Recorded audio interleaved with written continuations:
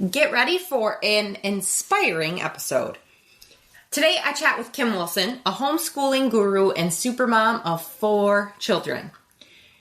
Her and I chat about her expertise as she offers encouragement and reveals truly invaluable tips that she's learned over the years being a homeschool mom. Whether you yourself are a homeschooling pro and been doing it for years, or there's just a slight thought in the back of your mind thinking, I may need to do that someday. You do not want to miss Kim's chat with me today. Tune in for a dose of inspiration and practical advice coming right up in a moment.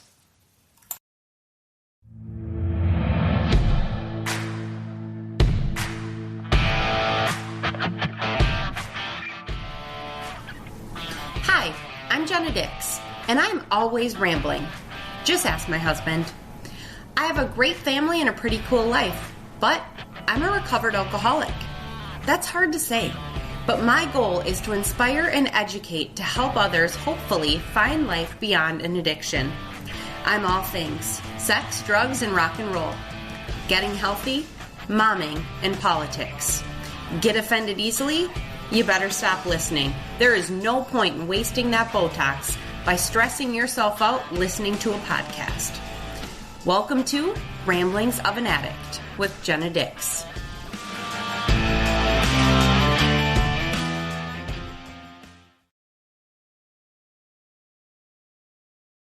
Today's episode brought to you by products and services that I'm thoroughly addicted to.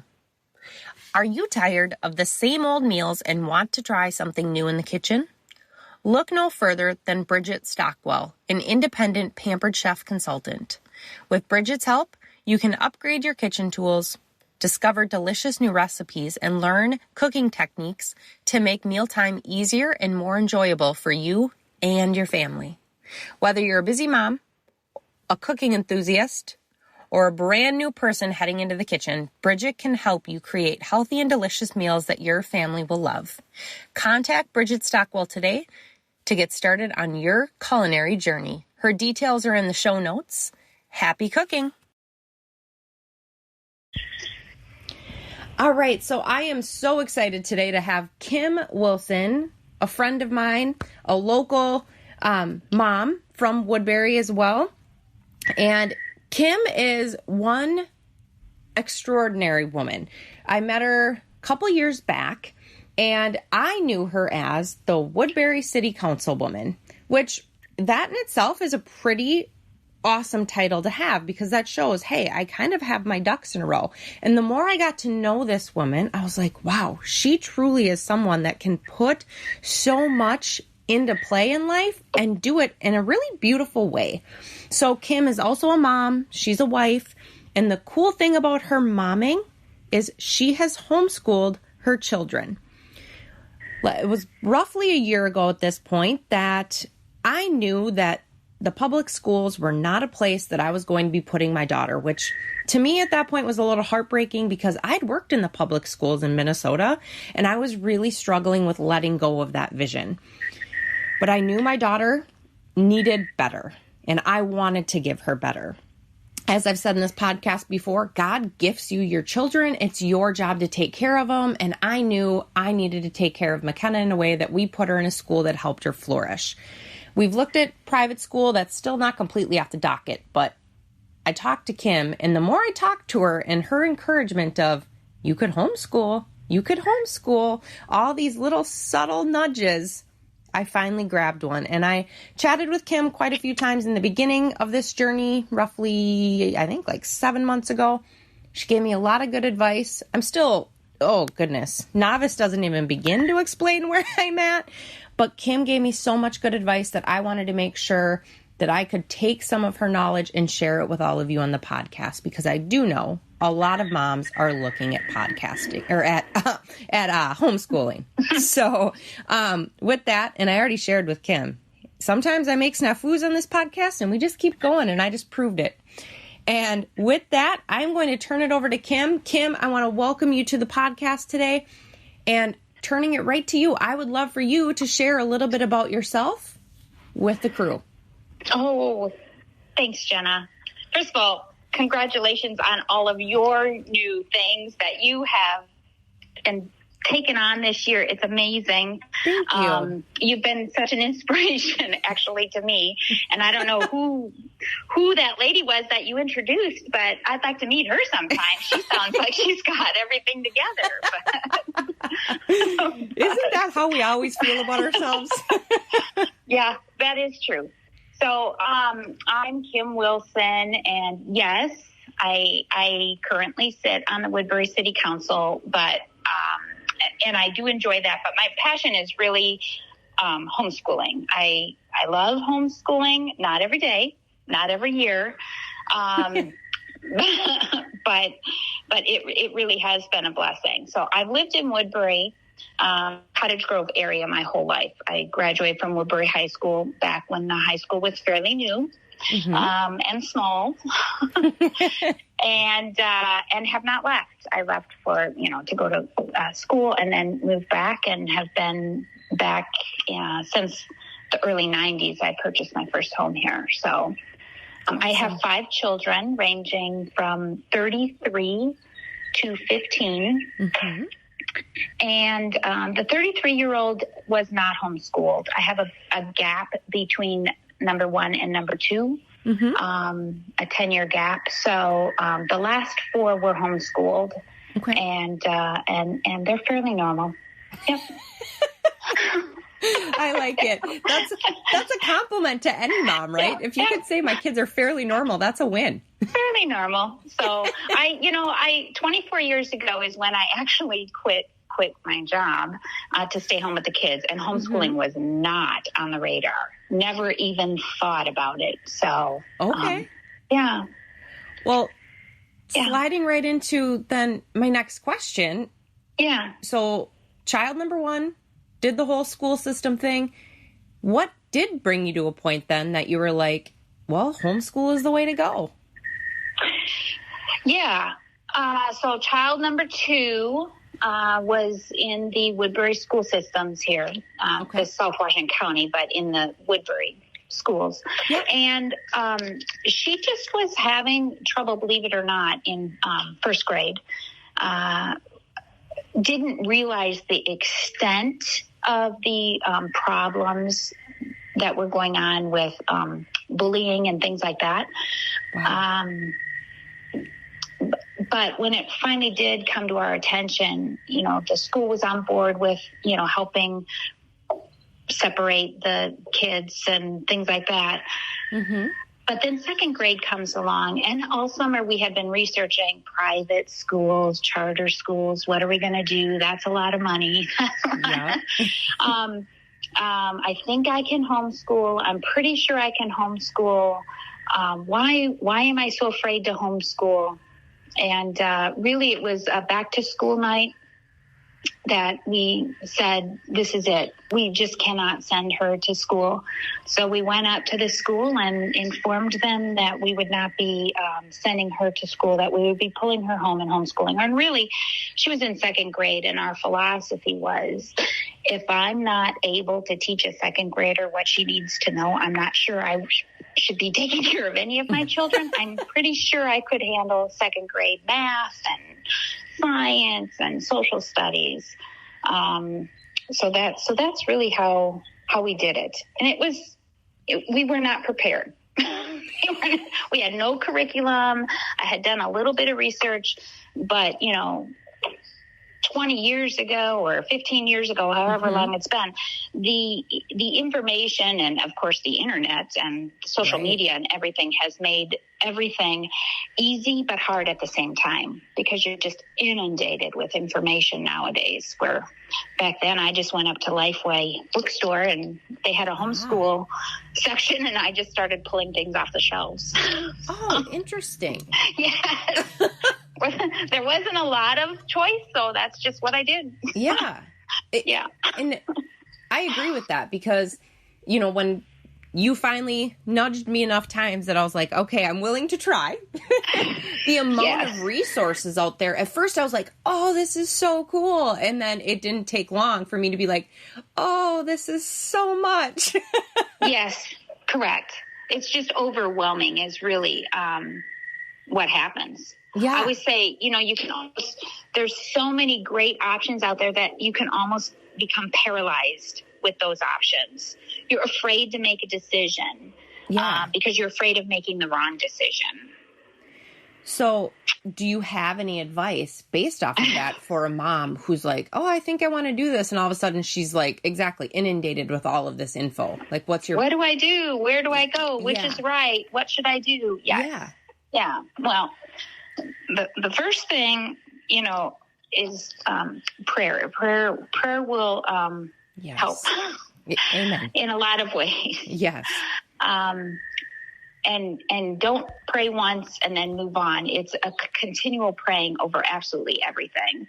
That doesn't mean things are going to fall into your lap either. Like, oh, this is just the perfect way of doing things. But that's not how prayers are answered. No, not always. But sometimes you can find great resources from other people. There's, of course, a million YouTube channels, a million Facebook posts, a million, whatever's out there. Whatever your social media of choice is, it's out there. Yeah. But really, if I am more of a old school type of person, I like to see things and touch things and look at them. Yep. So if you have other homeschoolers in your community, really the best thing to do is to sit down and talk with them. Talk with the moms, figure out, what worked for them, what didn't work for them. Or if you have a certain curriculum that you're interested in, try to find that curriculum out online, preferably more than just a picture of the cover, where you can actually look through it and see what it involves. Really, homeschooling is a combination of how do you teach, and then how do your kids learn? Yes. So if you're teaching in a way that you're comfortable with, but your kids aren't learners like that, it's going to be a problem. And vice versa. So if you're trying to teach the way your kids are learners, then that doesn't work either. Yeah. So you've got to find this balance of, this is how I can teach. This is the way I'm wired and driven. And this is the way my kids are. Another part of you most of the time. So they probably have something in there. Now, I had 4 kids. They were all different types of learners, but so I just tailored the curriculum to how they learned, even though it might have been a hands-on curriculum I used. Yeah. If I had a book learner, I would try to tailor that a little bit more to his learning style. Awesome. Yeah. And again, I mean, you're transitioning right through some of the questions I wanted to ask you anyway, so it's awesome. And I'm only homeschooling my little crazy pants. But, and you do have 4 that you were schooling, and it's not, you were tailoring it to each of them to a point. What were the most successful strategies that you had to do that without making yourself crazy? Because trying to tailor to 4 individual people, I mean, that had to be overwhelming at points. So how did you do that best? Well, first of all, I had 4 that I was homeschooling, but I didn't sit down and have 4 schools. I did not teach 4 grade levels. Okay. So I had the philosophy of a 1-room schoolhouse. Little House on the Prairie style. Exactly. Okay. Yeah, minus the bonnet. But yeah, we would all school together in everything except math, which, of course, they were all at different ages, so they all had different math levels, but they also had different math programs, because there is a perfect example of what works for one child doesn't necessarily work for all of them. So you have to figure out how each child learns even math. There's so many different ways of presenting the information. 1 + 1 is still 2, but how are you teaching? That was the question. So Our science, our history, social studies, those types of things. All of that stuff was done in the one room setting, and I taught the oldest child at their level, and then it was the trickle down effect. So the information will be absorbed, hopefully, by the oldest. In a perfect world, the oldest absorbs it all, and then it filters down. And so I could have a 2-year-old that might not, of course, 3 or 4-year-old, whatever the age is, not pick up as much information, but they are still picking up some information.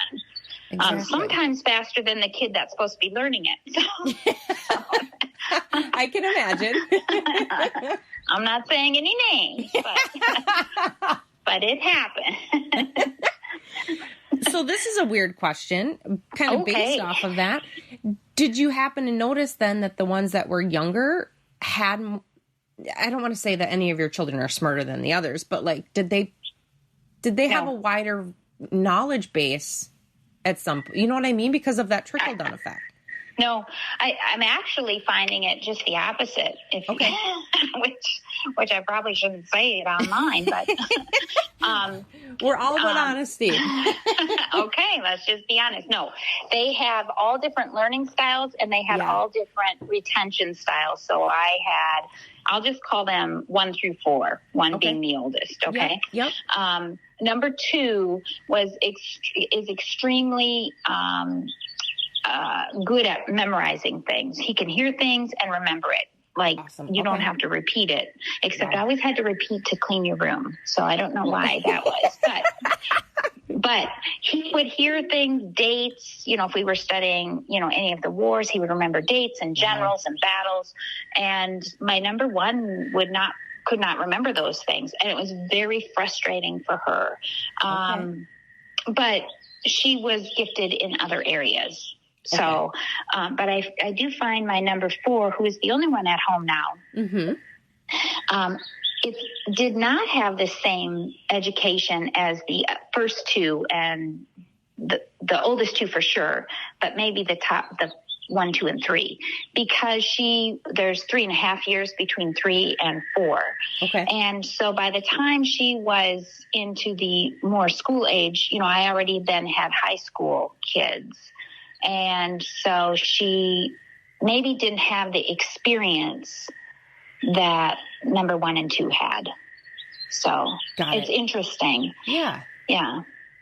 And that makes sense. And it doesn't mean it's not right or wrong. It's just different. Yeah, absolutely. And I like that. There is no right or wrong. It can just look a little bit different for each child, each family. Yep. Okay. So, you've been very transparent that the journey was definitely not perfect. No journey is.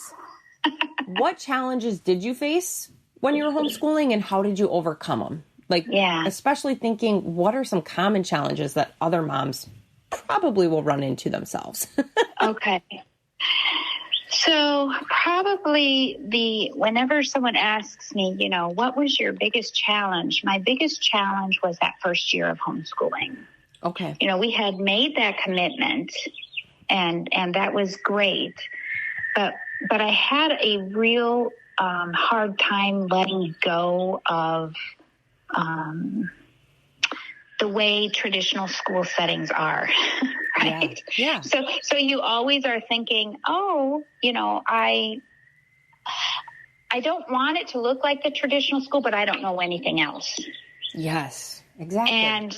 And so I sat my oldest down. So she was the only one I was really homeschooling. The other one was, the other 2 were pre-K and newborn. So I didn't have to worry about that. But she sat down and I laid out this full entire schedule, from 8 to 8:40, you'll work on this, and then you'll take a break, and, and then, right?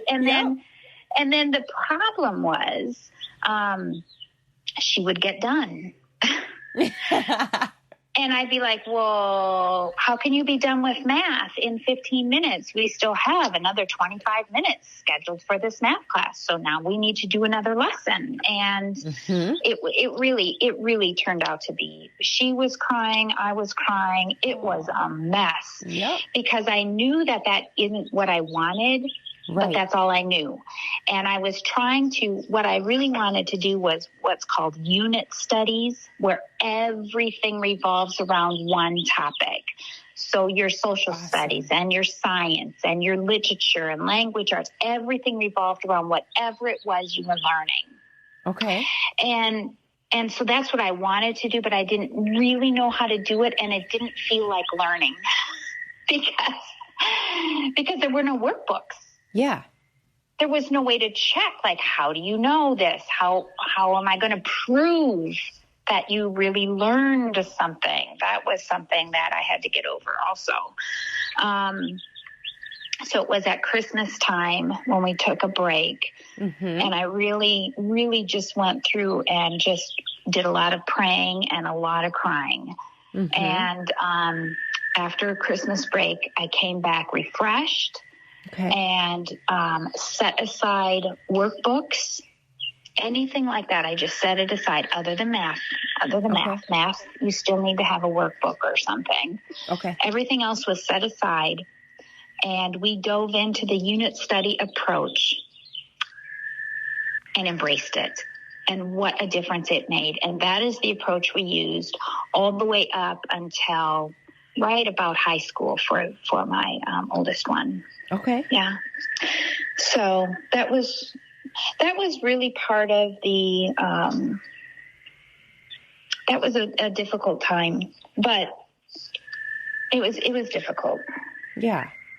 That was a challenge to try to let go of that traditional school and really feel like you're teaching your kids, because people from the outside will want to know, what are you learning? Yes. Well, can I see your worksheets?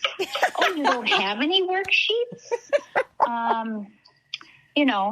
Yep. I agree. Right? Yeah. Right, because you always feel like you have to prove that you're doing something right. And really, yes, you don't have to prove to anybody, nobody. It is between you and God, the kind of work you're doing with your kids. And that's it. So that was a difficult thing to shake also, that outside criticism or inquisitiveness, or if you meet somebody, especially family members, you get together for Christmas. Oh, hello, Johnny.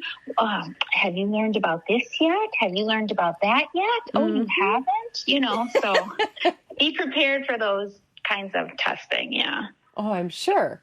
And oh my goodness, I have so many thoughts on that. First off, thank you for normalizing, because, and we talked about this a little bit in the beginning, because I am so type A, and coming from the schools myself, working in them, I saw how the classroom was run, and then coming into the homeschool field, I'm like, I'm just going to try to do that. And I remember I looked up the educational standards, and you were like, why are you doing that, silly? Like, you get to do this yourself. And I just remember being like, well, because that's what the schools do. And I'm like, and I was like, I know Kim is so right, because I don't want to do what the schools are doing. Otherwise, I would just be sending her there.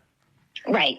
Except that's all you know. If that's all you know, and it's very easy to fall into that. And so it's difficult to break out of it. It really is. I am so not glad to hear that you went through that too, but like, okay, I feel so much more normal, because, I haven't had my crying, praying moment, and we're not anywhere near like the school, because I was the same way. We had our schedule in the morning, and we had our, go look at what's next on the calendar. What do you do next? And no 3-year-old wants to do that. Mommy doesn't want to do that. No, I really did spend a lot of money on curriculum, on these workbook curriculums that I ended up just setting aside. It was like, this is crazy. This is all I know, but this is not what I want it to look like. And so it took a long time really to break out of that mold, or that fear of failing your children, right? Yes. I hear that a lot. I'm afraid I'm going to fail my children if I homeschool them. Absolutely. I just don't know how you can fail your children by homeschooling. I just don't know how you can. Are they going to miss out on some stuff? Yep. They're not going to have a locker. Yeah. They're not going to be bullied. They're not going to be subjected to tauntings and uncomfortable situations in the lunchrooms or the playground or the buses. I hate buses. Yes. So yeah, there are some things that they're going to miss out on, but they might miss out on a Valentine's party, right? Or they don't do those anymore. I don't know what they do anymore. I don't know. I haven't sent my kid to school, but I can tell you. Yes, I got you. If you want those things, they're not going to miss out on them. They're just going to look different. They're going to look different in your homeschool than they do in a public school. But it's going to be up to you to make sure that they have the experiences that you want them to have. Exactly. And I saw that, firsthand. So this past year, McKenna decided she wanted to have a princess birthday party. And, I posted on Facebook something to the effect of I need some princess dresses. And because what adult has a costume? I don't. Well, you know who did? Kim Wilson. Because you did a Renaissance theme unit, correct? Is that what you did? Yeah, we did medieval times. And I spent a lot of time after Halloween scouring costumes and purchasing things that would be, I'm purchasing things that go along with what a homeschool. So I have astronaut costumes, knight costumes, cowboy costumes, princess, whatever. Yeah. So that's what I did. Yeah. My family wants me to get rid of everything, but I have a hard time. I can understand that. And who knows? You might be able to help some other homeschool moms. I know. Or, a birthday party for a 3-year-old. That's right. Yep. But that just shows the schools aren't going to do anything like that. They're going to make you sit in a desk and you're going to learn from your iPad or from the smart board. You had real hands-on learning, and that's so cool. Yeah, I think I want to say this. I feel like some schools and some teachers are slowly making a change more to this type of hands-on and things like that. But it's very difficult to do that when you do have a class of, 30. Yeah, for sure. And which means you have 30 different ways of learning and 30 different personalities. So I wish that this public schools could figure out what type of learner the kids are and then group them accordingly with the appropriate teacher. And it really would make a big difference. For sure. But they can't do that, so therefore we homeschool. Yep, there you go. Next, that if you can't make something work for you, you got to figure it out and create it yourself. Yeah. Absolutely. Yeah. Okay, so I'm going to transition you a little bit here. Okay. As we already talked about, you are a wife, you're on the city council, you are a mom of 5, with quite the range. That's a lot of demands. How do you balance all the demands of life, and how have you, especially when you did have 4 in Kim Wilson's homeschool? How were you balancing all those demands? Well, it was difficult. It was difficult to the point of finding balance is difficult in anybody's life, whether you homeschool or not, I think. For sure. Yeah. I learned to say no. That's a good one for females. Because every time I said yes to someone, I was saying no to something else. And most of the time it was my family or my children or myself. Yeah. And so that's a hard concept for new homeschool moms to understand, is that you are home and you have children at home with you, and that you are homeschooling. Yeah. But when friends and family see you at home with your children, they often like to say, can you take care of this child for me? Or can you come and do that? Because they're thinking that you're home. Yep. And you can do this. And I tell parents, you've got to set boundaries. Those boundaries are important because it will protect your school. your time together as a family is very important when you're schooling, because it's not just about academic knowledge. Homeschooling is deeper than that. It is about emotionally meeting your children, bonding with your children, crying with them and laughing with them, struggling with them. And so when you start bringing in all of these other elements into your day, it does make it difficult. Mm-hmm. So I have had to do that. And then, of course, you learn to adjust your home life because guess what? Your house is going to be a mess. Yes. It's going to be lived. It's just going to be a mess. And you've got to be able to embrace that. And you have to have a husband who's okay with that. Yes. And that was something that I really needed to learn to let go of also, was neat and orderly and concise and things like that. And I'll tell you what, if you came to my house today, you would see that I've learned to let go of that pretty easily now. That was a hard thing to grab, and also the fact that you just are not alone ever. You just don't have alone time. 100%. So you're going to need to make that alone time. So what are you going to do? Is it put your kids to bed early and then you stay up late? For me, this is me. Yeah. I prefer to get up early. Okay. I like mornings. I like my quiet time. Yeah. So I get up early, and I still get up earlier than anybody in the house. And that's okay with me. I go to bed early now too, though, because when you get old, that's what you do. But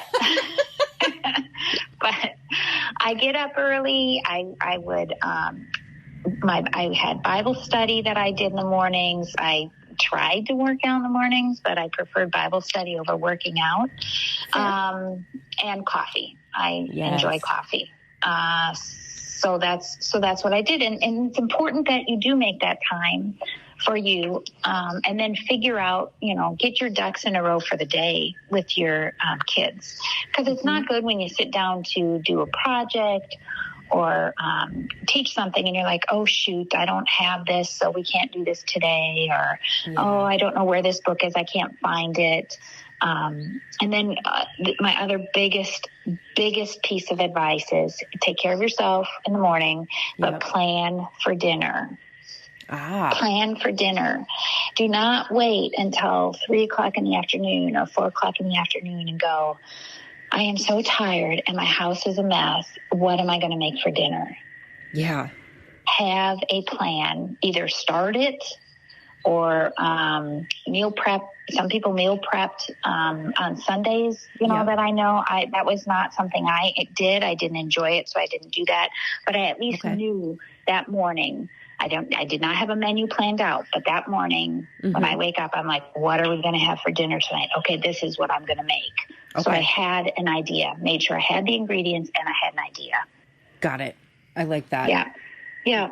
And that's one that I have to take to heart because, there's more often than not that we're looking at each other at 4:00. There's no meet out. We don't have a plan. What are we going to do? Yes.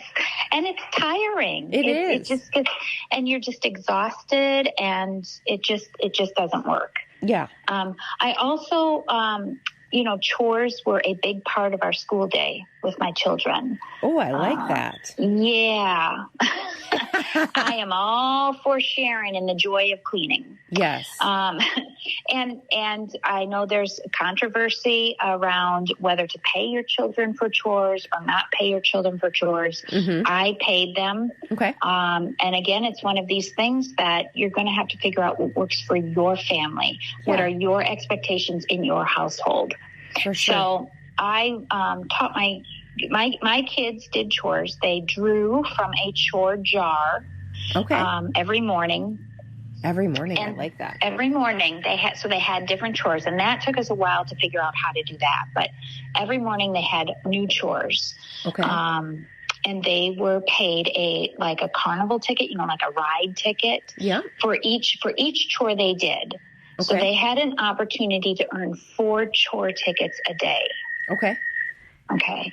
So if I had 6 days of chores, and you can decide however many days you want, but if I had 6 days of chores, they had an opportunity to earn 24 tickets in 1 week. Yeah. And once you get to that 24 ticket mark, or 20, or whatever it is you decide as your house, then you can turn those tickets in for an allowance. Okay. So the reason I opted to do that was because sometimes these kids would work all week long, and then maybe have a bad day of doing chores. And then I would get mad, like, what are you doing? Okay, you're not getting your allowance for this week. And it'd be like, wait a minute. But they'd be like, exactly. Yes, that makes sense. So I went to the ticket, or you can do whatever you want, right?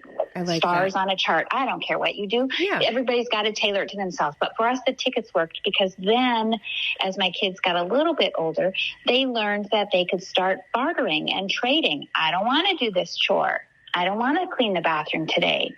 I'll give you this. I'll trade you chores, and I'll give you 2 tickets, right? They started doing things like this. And so then they were able to figure out whether it was a good deal or a bad deal. Yeah. That's awesome. That might be something I throw into play with McKenna. Because, she's still at the age where cleaning sometimes is fun, but not all the time. Mm-hmm. And I want to teach her that good work ethic. So, obviously. No, you can walk into some of my kids' houses today, and they're not clean, but at least I know they know how to clean. Exactly. Yeah. And once they get to an adult age, that's their choice, right? That's right. Okay, so kind of going with that last question, but a little bit more geared towards you. And I like how you already touched on, you gave yourself that time. You gave yourself, whether it was working out or extra prayer or Bible study, always coffee. But how did you maintain your own personal and professional growth? Especially because you're focusing on their education, trying to make yourself the best mom, teacher you can. But I also know, you became city councilwoman when you were homeschooling, and that wasn't 100%, I'm sure, on the docket right in the beginning. So how have you continued to develop throughout all this?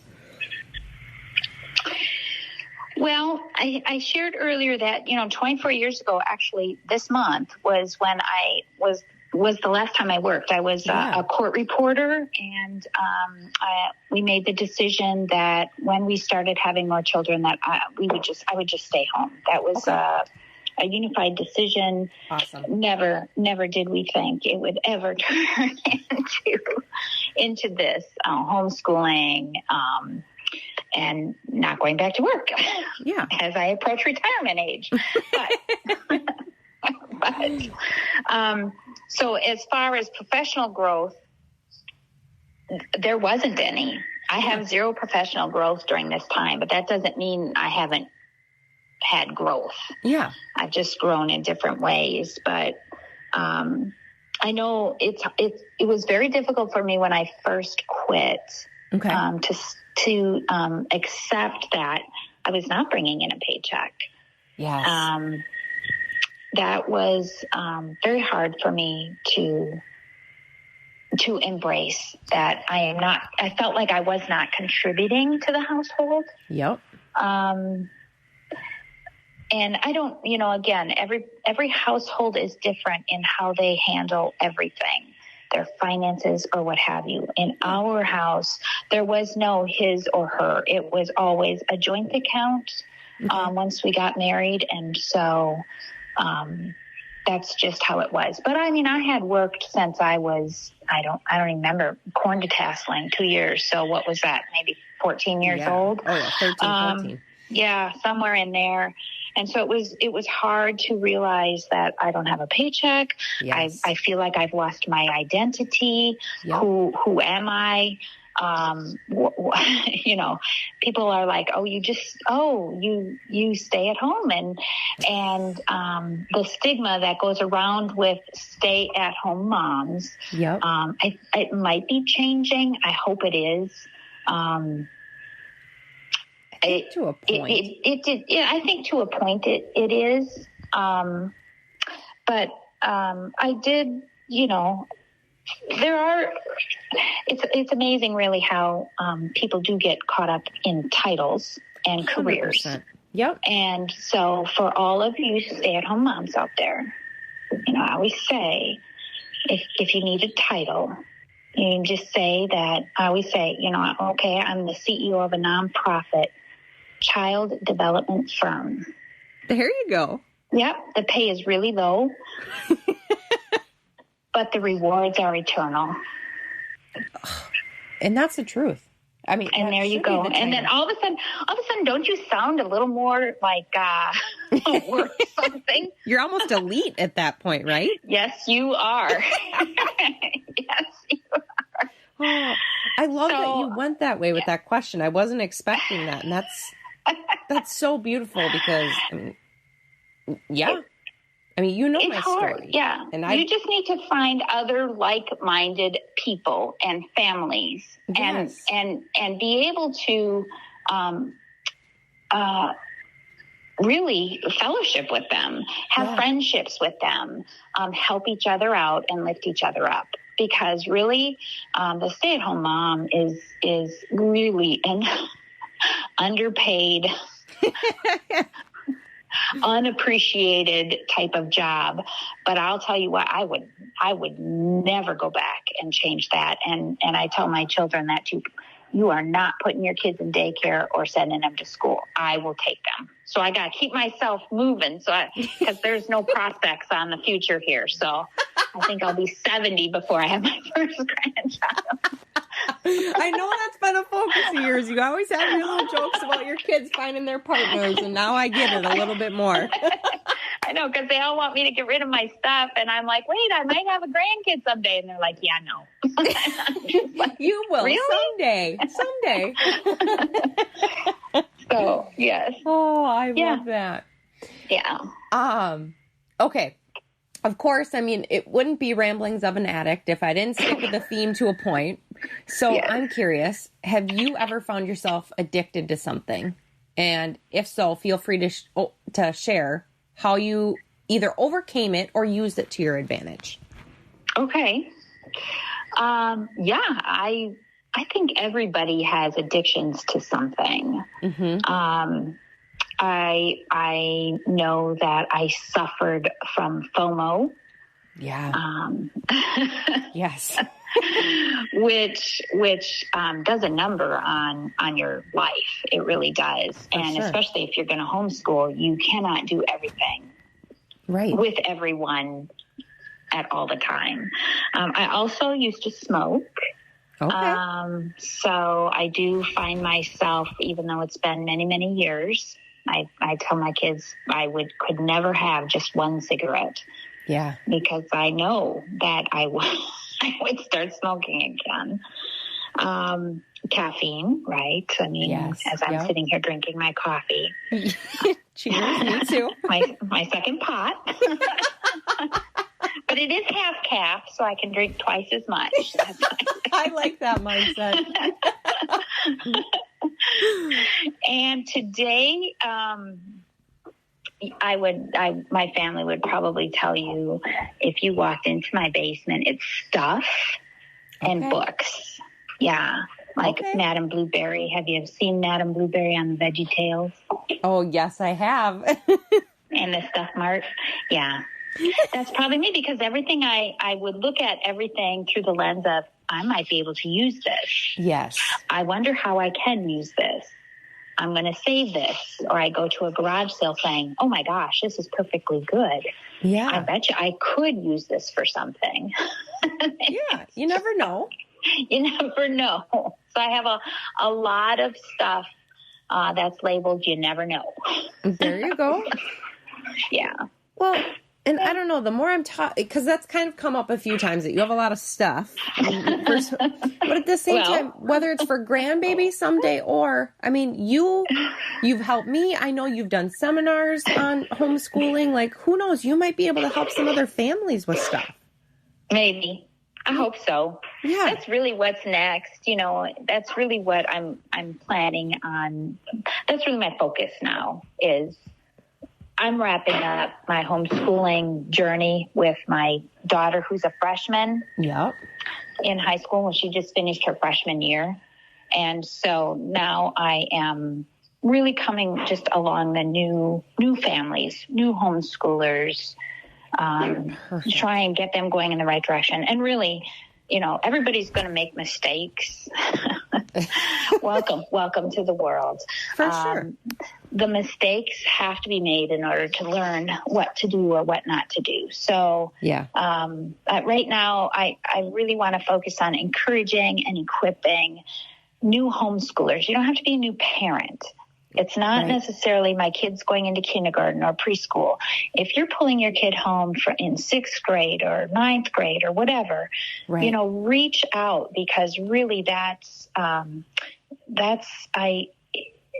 there's a learning curve to it also. Right. So it's easy when they're in kindergarten. I always tell people, how old's your kid? 5? Okay, we're going to take a breath. Right. We're just going to relax and we're going to have fun. Your kid's 17 and has 2 years of school left or 1 year of school left. Okay, we're going to want to stay focused because this is important. These are important years, depending on what they plan on doing next. So I really, really, really enjoy talking about homeschooling, which I'm sure you can see because I see your podcast is. Hello, anybody still with us? We're right on track for normal time. We're good. Okay. We're good. You're good. Well, and you already launched into one of my final questions for you. What is next on the horizon? But one thing that we talked about before we even hit record, because of course Kim and I chatted for a couple minutes first, and she was talking about how no matter what age they are when they're coming in, you'd mentioned, if they're 6th grade coming in at a 3rd grade level, who cares? You teach them at that 3rd grade level. So touch on that just for a minute more, because I love that mindset, because that's important. It is important. And thank you for bringing that up. I mean, there's so many things that I want to say that I could just continue for hours talking about this. But yeah, that is very, very, very important. If you're pulling your child home and they are in this example, 6th grade, and they're testing at a 3rd grade level, or that's where their ability is, don't put them in 6th grade work. Why bring them home? All you're going to do is frustrate them and set them up for failure. We don't want our kids to fail. No. We want our kids to succeed. And in order to build that self-confidence and succeed, you've got to start with where they're at and then move forward. As long as you're moving forward, that's what counts. And it's amazing, really. Yeah. My kids have tested, these 4 kids, they are all over the spectrum in terms of testing knowledge. Yeah. Okay. I had a 6th grader. So we would always use what was called the standardized test was called Peabody testing. And in Minnesota, as a homeschooler, you are required to have one standardized test a year. Okay. So I used this oral test that the person who was giving the test would ask these questions, and they're always the same questions because they're it's already laid out, just like if you were to take a California test or Iowa basic test or whatever. Yep. But this 6th grader had topped out at 12th grade in everything while he was in 6th grade. Oh my word. Yeah. So he had quite the gift. Yeah. Unfortunately, I don't know if he uses it to its full potential today, but I know it's there. Yeah, exactly. But it's there. So I used that test at the end of the year to figure out where my kids were at. So if my one son was maybe struggling with reading or maybe was right at or slightly below grade level. And when I say slightly below, this test would grade if they were in, 6th grade, it would be like 6.9. That would mean 6th grade, 9th month. But maybe he was testing at a 6.1. So maybe only at the beginning of a 6th grade year, what have you. Yeah. I knew then that I had to back up a little bit and focus on that reading the next year. Okay. That was really where if we had extra time, extra one-on-one time, that's what we focused on was the reading. Okay. And another child maybe would be, I would want them to be a little farther advanced in math or what have you. So then we would maybe focus on math for that child. But the grade levels as a homeschooler kind of go out the door. There are no grade levels at a homeschool if you're homeschooling. Okay. And that's the freedom that you have to embrace as a homeschooler. And that's one of those challenges, right? Going back to the beginning that you need to overcome is thinking that your child is in sixth grade, so they must do sixth grade work. Correct. No, Yep. Not true. If your child is in sixth grade and they're reading at a third grade level and doing eighth grade math, that's what you're doing. You're reading at a third grade level and progressing them up. Yeah. And you're starting at an eighth grade level in math and moving forward. Okay. And that's what you do. And that's how you tailor these homeschooling experiences and these classrooms into what your kid needs. And so then therefore they're able to succeed and progress and really accomplish more in a one-on-one setting because you get to meet them where they're at and move them forward. That's awesome. And talk about, that's taking someone's learning style to a whole new level. Now you're literally customizing each and every piece of their curriculum. That is true. And it was funny because my kids would not know what grade they were in, really. Right? What grade are you in? I don't know. Yes. You get that question a lot. Oh, why aren't you in school today? We're homeschooled. Oh, what grade are you in? And the kids would look at me like, what grade am I in? And I'd be like, I think you're this, and you're this. And I'd be like, I don't know. But I'll share one funny story. I'm sure she won't care.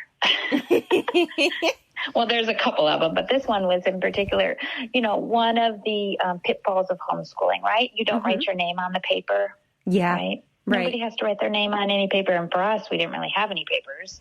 Right. So, but one of my kids was taking their learner's permit up at the high school. Yeah. And I was getting frantic texts from that child saying, how do I spell my name? I don't know how to spell my name. How do I spell my name? And so I thought that was kind of funny that I'm like, oh, yeah.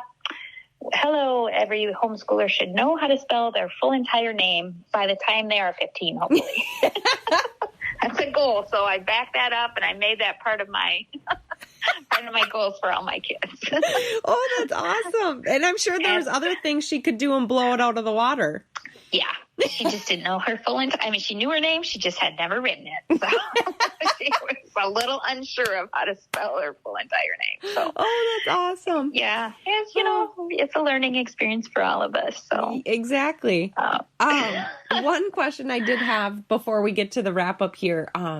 Just kind of a detail, I guess. So you mentioned that you did the Peabody test and it was mandated once a year that they did some type of standard testing. Is that starting in grade 1 or is that in high school only? When does that begin in Minnesota? Okay, so this is Minnesota law. I just want to set that out there, that this is Minnesota law. Correct. And Minnesota law says between the ages of 7 and 17, you have to fill out and report to the school district that you are intending to homeschool and what standardized test you will be administering through the year. At some time during the year. And there's many websites out there with testing options. And again, it's what do you want and how do your kids test? My kids did not test well, and they very well at filling in the bubbles, right? The first time they had actually had to fill in a bubble test was when they took the ACT test. Okay. So that was a challenge because it was like, oh, I've got to teach my children actually how to take a test. Like there's an art to taking a test. For sure. It's not always based on knowledge. Some of it is just based on just knowing how to take a test. Yeah, mindset. That was a challenge. So between 7 and 17 in the state of Minnesota, you have to report what test you're taking. So, Interesting. But I will say, for anybody who's outside of the state of Minnesota, a great resource to tell you the laws of your state, because every state is different. Yeah. And so in Minnesota, we have that reporting. Yeah. We also have to teach subjects, social studies, math, English, things like that. Yep. But within that, you have the freedom to teach whatever you want within that. Okay. But HSLDA.org, okay, which is the homeschool legal defense. Okay.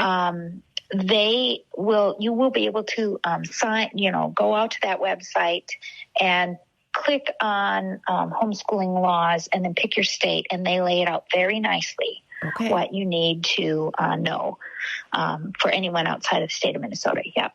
And they have Minnesota too, but okay. Yeah. I'll put that in the show notes too. Yes. Great resource for everybody across the United States here. Perfect. Well, and like I said, I'll put that in the show notes. And just because you did tap in, that's a great resource. And I know you've given me great resources. So I'll circle with you after this. If you have any other good resources or websites, I can link those in the show notes below this episode too. Yeah, great. Perfect. Okay. So like you said, you could talk about this for hours. I know you can. We've talked about it for hours. But I'm curious, kind of a loaded question here, but any final advice that you have for a mom coming to you saying, Kim, I think I need to do this? What's kind of the bow on the top of the package for you to say to them? Yeah. Any new moms and dads that are out there that are saying, yep, we think we're going to do this. Pray, research. Yep. Pray, research some more. Pray, talk to homeschooling families and veteran homeschoolers. Pray, get in touch with your association, go to conventions, all of these things that are great resources. Don't be afraid to ask questions. There's many social media sites out there that it's amazing. The homeschooling community is really willing to come alongside you, no matter what type of homeschool you want to have, whether it be a traditional homeschool look where you have each textbook and workbook and worksheets, or you take the unschooling approach or the unit study approach or any of these types of things. I will say that there are so many options. I said this earlier, that it can be overwhelming and you can become paralyzed because you don't know what to do. So I really want someone to sit down and really make a list, basically, of what do you want your homeschool to look like? Right. Because that will tell you which direction to go. How much time do you have? Are you trying to work and homeschool? Then you might have to look into this curriculum. Yeah. If you're like me and fortunate enough and not have to work and just get to willy-nilly all day with your children, then figuring out what your teaching style is and what their learning style is very beneficial. Sometimes I didn't care about my kids' learning style and I just did what I wanted. But sometimes you have to be selfish. Sometimes. I'm not going to lie. Oh, I love that. Yeah. And really include your children. Yes. Give them some power. It's fun when they're excited to learn about something. Oh, you want to learn about horses or dogs or right now, it's Minnesota. Yeah. And things are starting to grow and bloom. And so this would be a great time to start your seeds and grow a garden or whatever it is you're doing. Flower presses, leaf presses, all of these types of things that's all learning. Yeah. Learning does not happen just at a desk. As a matter of fact, in our house, it very rarely was at a desk. But You do not have to learn only sitting at a desk 100%. As a homeschooler. And that's really the takeaway I want everybody to understand. You can do it. Yes, it is tiring sometimes. Mm-hmm. And no one is a better teacher for your kids than you. No one. If you think sending your kids to school 8 hours a day and that person is going to love them more and care for them more and know them better than you, I would beg to differ on that. Amen. I really would. I agree. No one's going to want to treat your child better than you want to treat your own child. And no one wants your kid to succeed more than you do. Right. Oh, I love that. So I'm going to make sure my children are going to be successful, contributing adults. Yes. That's the goal.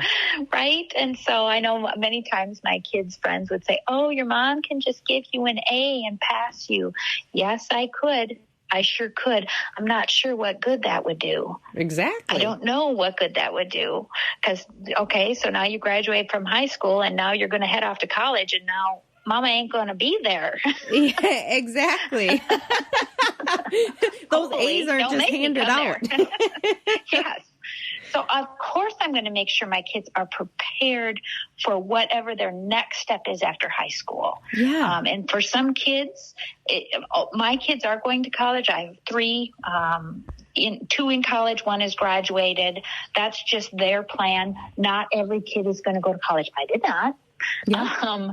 I went to a 2-year college and have my associate's degree, and that was the path that was best for me.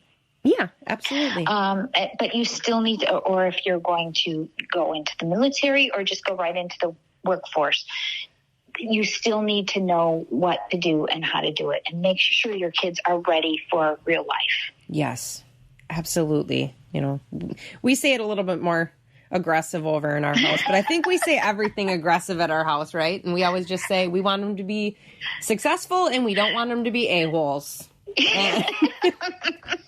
Yes. I was trying to keep it family friendly. Exactly.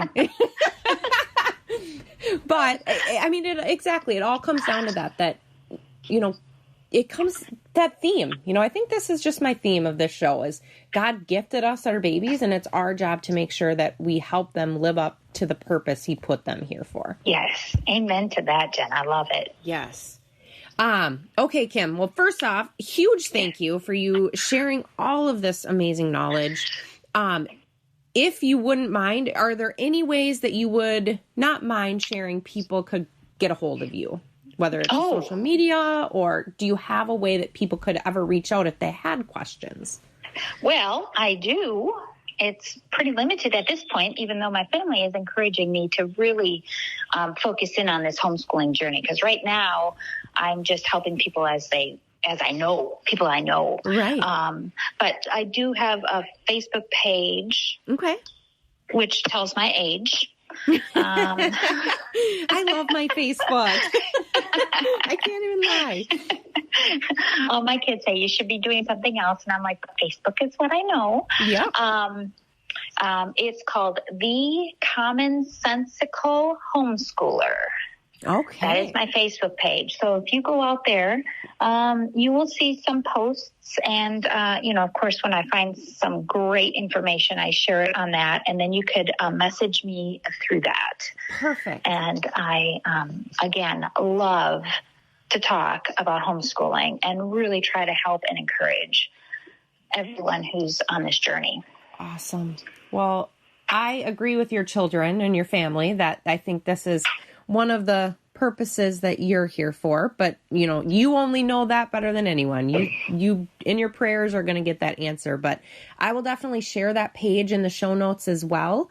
Kim, you have been an amazing resource for me, for my family. You have encouraged me on my journey, and I want to thank you so much, not only for being on this podcast, but for really being someone that I can rely on as I've gone on my own journey with McKenna and with Mike. So thank you so much for doing what you do.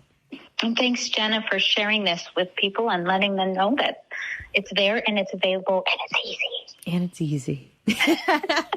Well, absolutely.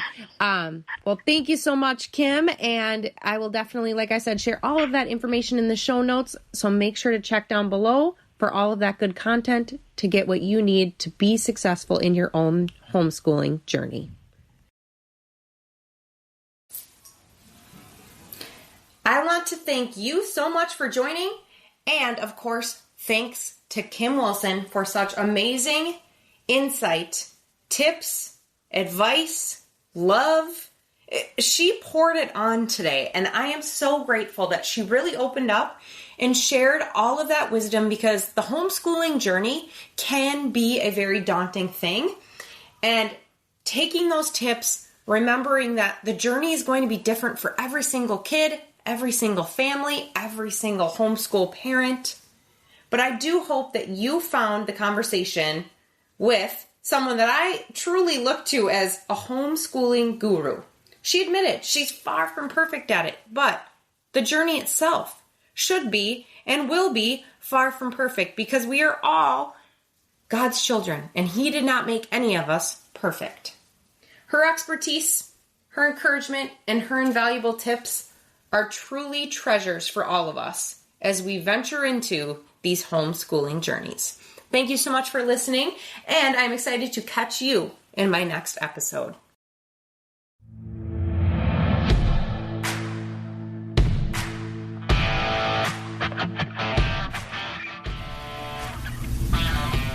Thanks for tuning in to another episode of Ramblings of an Addict with Jenna Dix. Remember, if you are battling an addiction, reach out for help and support. There are many resources available to assist in your journey towards recovery. Surround yourself with a supportive community and never give up on the path towards a healthier and happier life. I appreciate you taking the time to listen and joining me on this journey. As you heard, I'm always rambling. But seriously, thank you for your support, and make sure to subscribe and follow my channel. I can't wait to share more with you on the next episode. Until then, keep on rambling.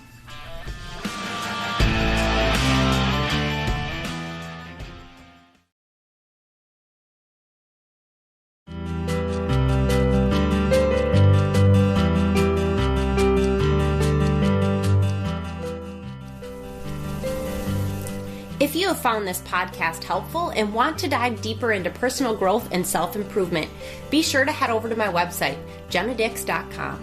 You'll find a wealth of resources there.